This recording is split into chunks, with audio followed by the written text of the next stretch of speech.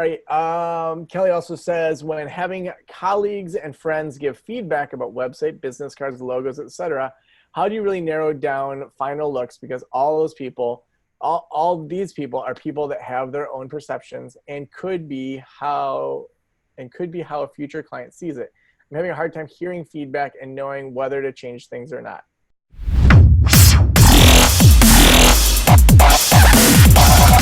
One thing to just think about whenever you're getting feedback on anything is, imagine 100 people gave you feedback. And imagine that 10 of those 100 hate whatever it is you're working on. The order matters. And so the first 10, if they hate it, you're going to feel really crappy. And you're going to think the next 90, like, they don't know what they're talking about. And it's really just the order of the people that gave you feedback. Whereas if you had 90 people say they loved it and 10 said they hated it, you'd be like, well, I'm going to write those 10 off. So I think one thing is order matters. The other thing is, you're right, everyone has their own design aesthetic. I would really focus on the people that you want to attract. And so, for example, on a logo or a business card, don't just ask anyone. I mean, you can put it on Facebook and just ask people that way, but give almost like weighted, give weight to the people that you know are like your target audience. And so if you're looking for progressives that also like the country, that also raise chickens and have farm fresh eggs in their backyard, like those, like kind of progressive, like hippie-esque type people, like give them 10 points for everyone else's 1 point, because they're going to have an eye for what you like. They're going to have an eye for kind of what your ideal client likes. I would also say, take it with a grain of salt. Like, my parents said they didn't like my logo for both of my websites, and they aren't my target audience, So it's like, why they even told me that? It's like, okay, so what? My dad's a psychologist. He gave me lots of advice on how to run a private practice. And finally, I had to say, Dad, people are paying me really good money to give them advice on their private practice. I don't need your advice on this, And so I think understanding just that people have good intentions and that sometimes you just have to go with your gut.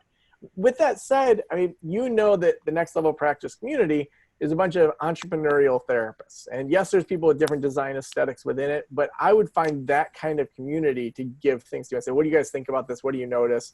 They're going to notice you're using 3 different fonts here, Kelly. You should only use one kind of cursive font and one regular font. Like, don't be too complex, or you have too many standout colors happening here. Stick with the grays and the whites and then have one pop color.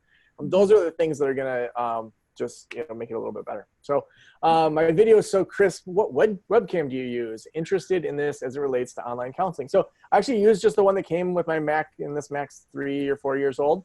I think for most webcams to work efficiently, you need to think about your lighting. And so let me just show you a few differences real quick.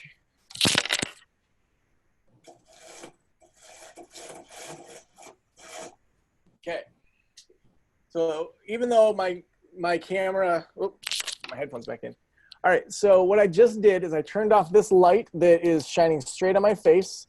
So having a light shine straight on your face, and I brought the shade down to have some darkness. Oftentimes, also what people will do is they'll have a lot of light behind them. So for example, if Amy really wanted to make her webcam look good, like she has white behind her, she has dark hair, so the video camera's gonna be like, what's going on here?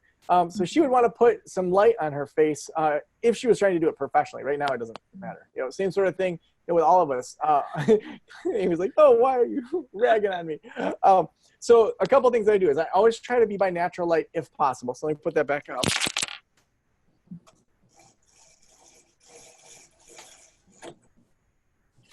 If I don't have enough natural light, and sometimes when I do other podcasts, I'll even turn on the overhead lights. You want to be careful with that, though, because you get like a lot kind of coming down. You can get some weird shadows under your nose. So right now, because it's a bright sunny day in northern Michigan, it's great for this sort of thing. I always have, even for my masterminds, when I'm doing a mastermind, because that video is going to go into the private Facebook group, I always have a light shining. And this is just like a cheap IKEA. I mean, it's nothing special. I have a bunch of professional recording lights that I bought at home. But honestly, with the level of like iPhones, and of course it's not gonna like stay where it's supposed to now. There we go.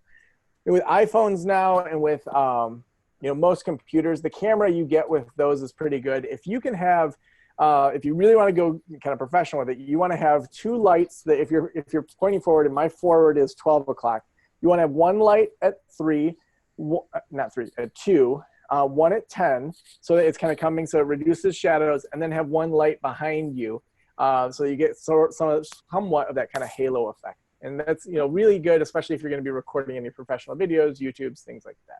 Sean said, a member accidentally sent me a question privately. Would you recommend teletherapy as a primary method? Sean, great question from someone else. Thanks for sharing that. I think that teletherapy is awesome based on your life situation. So I think if people just say, like, where can I make the money? Teletherapy is an extra jump beyond therapy. So people understand what therapy is, and then there's a mental block for that. For some people, they say, I don't want to go to therapy, or they have their own hangups with therapy. Online therapy takes an extra explanation. So anytime we have to explain something more in anything, that's using up someone else's brain space. And our brain wants to preserve calories. It wants to find the simplest way. And so what we need to do is we need to find the simplest way to explain the benefits of therapy to people. So, do therapy in your pajamas, or, don't fight the commute, do therapy online.